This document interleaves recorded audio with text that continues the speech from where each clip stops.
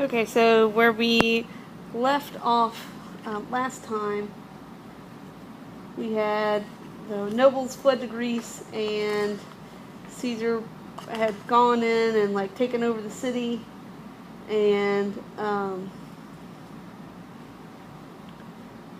he then went after chasing after the nobles into Greece. Okay, so we have then or next in Thessaly at Old Pharsalus or Paleo Pharsalus. Okay, so Thessaly, if you look on the map on page 23, you'll see that Thessaly is in Greece. I guess it doesn't really give you a good map there. Look on page 18. If you look on page 18, you'll see that Pharsalus is down in the kind of the finger part of Greece, I guess, is on the east side of Greece. So obviously they had to like sail over there with boats. But anyway,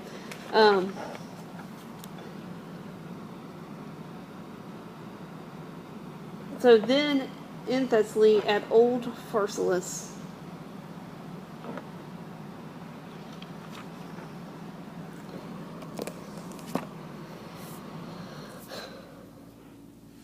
okay, then this is your verb. They fought. Okay, who was they? Caesar's side and like Pompey and the consuls and the noble side, right? Then you have an ablative absolute with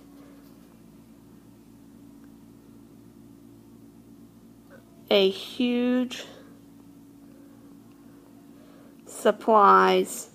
Okay, now look, copies in the plural is like supply of troops. Okay, it's not like, weapons and stuff.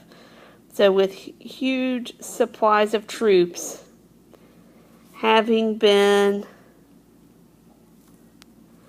led forward on both sides. Sorry, it's an adverb. So on both Pompey's side and on Caesar's side. Okay, so now it's going to tell us who's on which, how many people were on each side. Okay, so we got the battle lines of Pompey had 40,000 foot soldiers.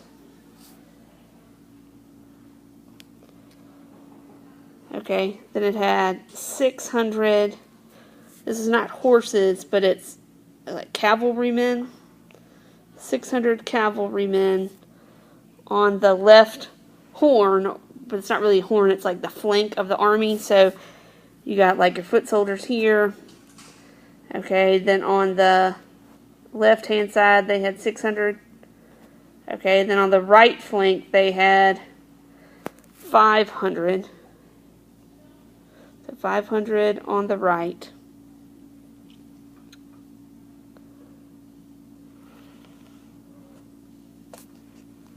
Moreover, that's praetoria.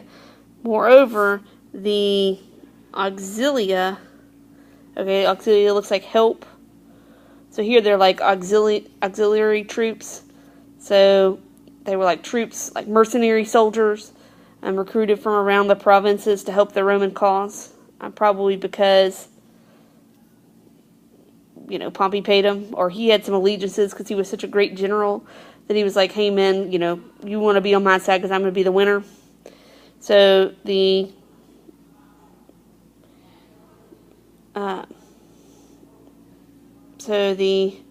auxiliary troops of the whole Orient,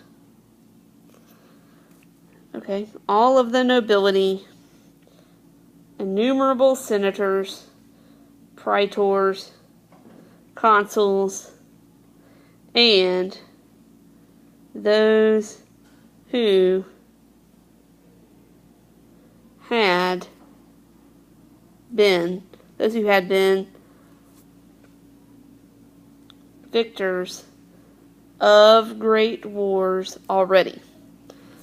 Okay, so Eutropius is saying, Pompey totally had the advantage because he had a gazillion foot soldiers, he had a lot of 1,100 cavalrymen, he had the money of the nobles and the consuls and the praetors who'd probably already been in some sort of situation like that before, right? Because some of them had probably served in either like governing provinces after they had been conquered or something like that, and all the war heroes, people who had been victors in the great number of wars.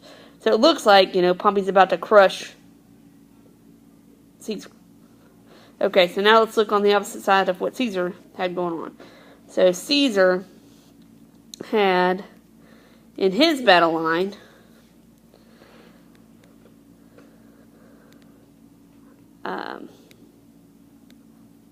not intact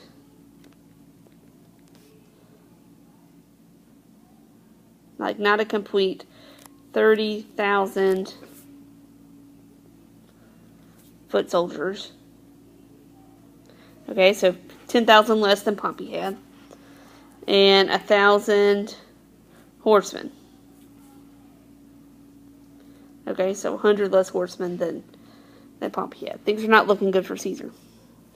Okay, now look at this. This is Eutropius kind of editorializing here. So it's like, never still, or like never up until this time,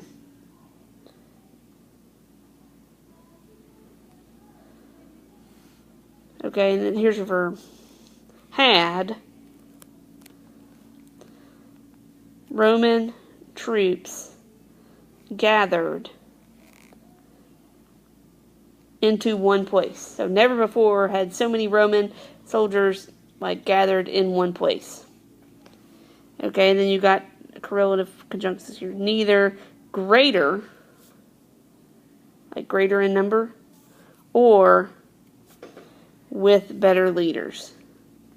So what Eutropius is saying here is, it's too bad they were fighting each other because, this is the most powerful assemblage of Roman army strength ever. It was just sad that it was kind of divided into two sides. Okay?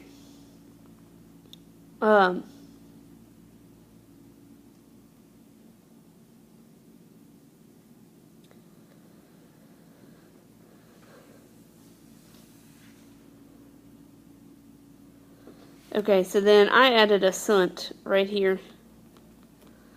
Okay? Talking about the supplies of troops.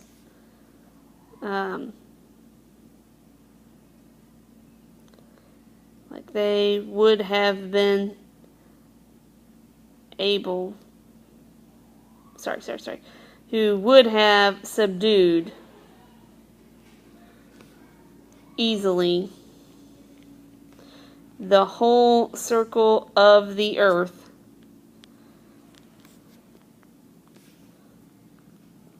if they were being led against the barbarians. So basically, if they were, fighting the bad guys instead of fighting themselves, they could have crushed everybody.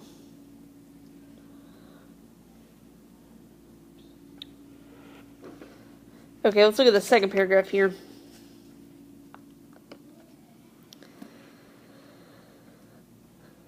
Okay, so he starts off with this impersonal verb here, and how I know it's impersonal is I got this right here, which means if it was, talking about Pompey was fought, it'd be pugnatus est. Or if it was, a bunch of people find them right, it'd be pugnati est. But pugnatum makes it. So then it was fought, okay? Now, or you can say they fought, but the idea here is Eutropius doesn't want to make any assumptions about, who started it or why it happened. He's just stating the facts impersonally. Okay, he's trying not to take a side. So then it was fought with great struggle. Okay, and then we got Pompey, and Pompey having been conquered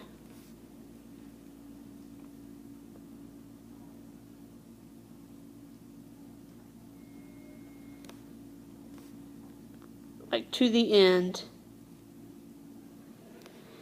and his camps. Okay, the reason this is really, the camps is always plural, okay, because a camp is made up of many tents. So his camps were destroyed. Okay, he himself, talking about Pompey, having been put to flight. Remember, fugo is to put somebody to flight instead of fugio, which is to flee. So he himself, having been put to flight, sought Alexandria. Okay, where's Alexandria? Alexandria is in Egypt, right?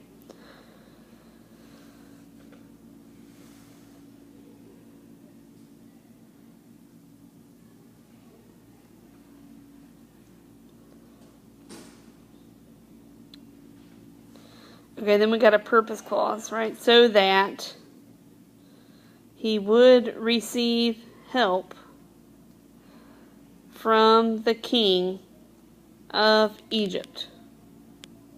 Okay, so the king of Egypt was one of the Ptolemies, right? Okay, to whom, talking about the king of Egypt here, to whom he had been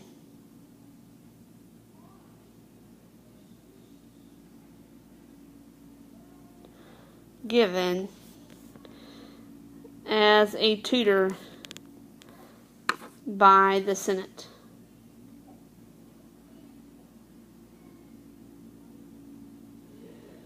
So basically, like, he was serving as like a protector of his interest, because when this Egyptian king became king, he was too young to rule by himself. Okay, and that's what this next part says, on account of his youth and his age, talking about the Egyptian king.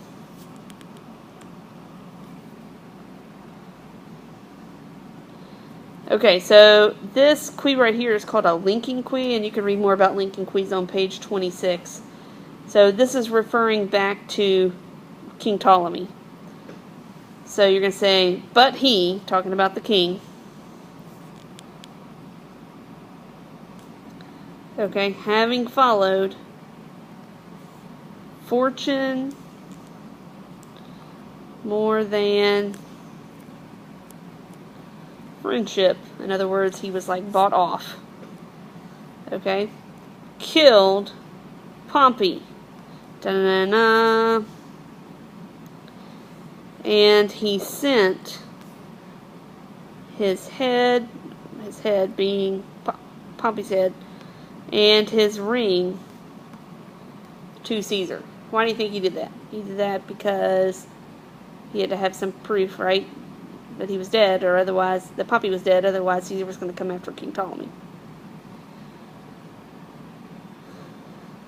Okay, so this next part we got an ablative absolute. With this having been seen, meaning Pompey's head, right? So it's an ablative absolute. With this having been seen, Caesar also is said to have shed tears. That makes Caesar look very human, doesn't it? You know, he put out a hit on Ptolemy, basically, and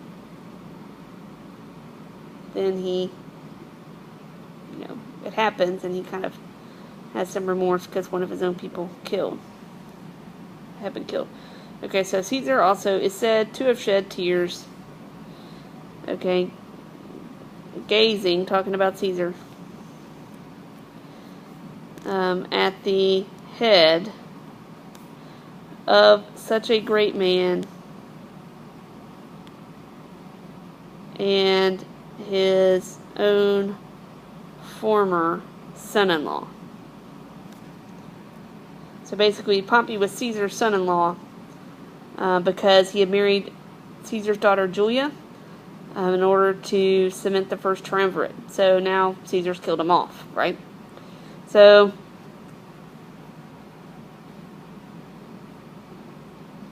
after he defeated Pompey at Pharsalus, Caesar went on to Egypt. Okay, so after Pompey was killed, then he went to Egypt. So it didn't really work out for King Ptolemy, because he defeated King Ptolemy and replaced Ptolemy with Cleopatra. Everybody knows who Cleopatra is, who was Ptolemy's older sister.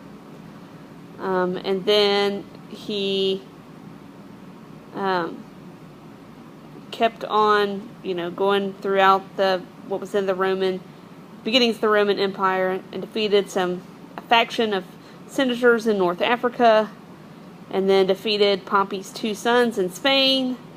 And so then he's going to be headed back to Rome to, he's defeated all of his enemies, he thinks, and so he's going to head back to Rome, to be installed Dictator Perpetuus.